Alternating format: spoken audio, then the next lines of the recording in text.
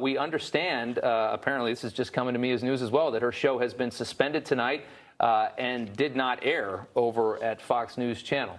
Sources close to the network telling us that's because she made a very staunch defense of President Trump and wanted to expose, or attempt to expose, the voter fraud that the Republicans and the president, I should say, are claiming took place in the election. Fox decided not to air Judge Jeanine Pirro's show because that was going to be the content of the program. It's a Saturday night show.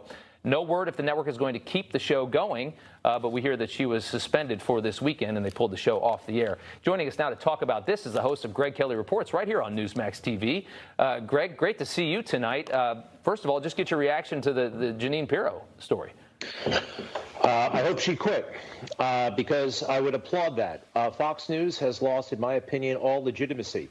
Fox News was founded as an alternative to the mainstream media. The idea that the center of the country is not Manhattan, the center of the country is not the Beltway, the center of the country is the country. It was founded and started by Roger Ailes and Rupert Murdoch with that understanding. And now it appears to me that Fox News is more concerned with what the New York Times writes about them than what the audience thinks about them.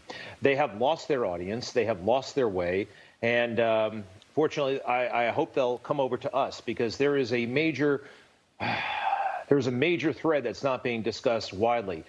Everything you're seeing tonight is an illusion. There is no president-elect. Even the term president-elect used right now is a media fabrication. We don't have a president-elect until the electors come and actually elect the president, and that happens sometimes next month. We don't have one. This is still in dispute.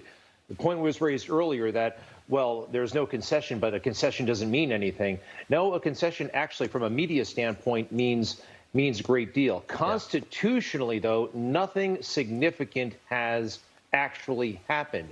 I believe overall, Rob, this is yet a third coup attempt. We had Russia, we had the impeachment, and now we have this nonsense, which is so incredibly dishonest. I just urge all of the viewers out there, social media, watching the mainstream, I know the inclination. We all have muscle memory since the 1970s. I do. I'm old enough to remember turning on the network, and they say, it goes to Carter, it goes to Reagan. That's where we determine traditionally who the president-elect is. They have squandered all of their credibility. We should not listen to them. We need to resist. We need to resist that muscle memory. This is not over, not by a long shot.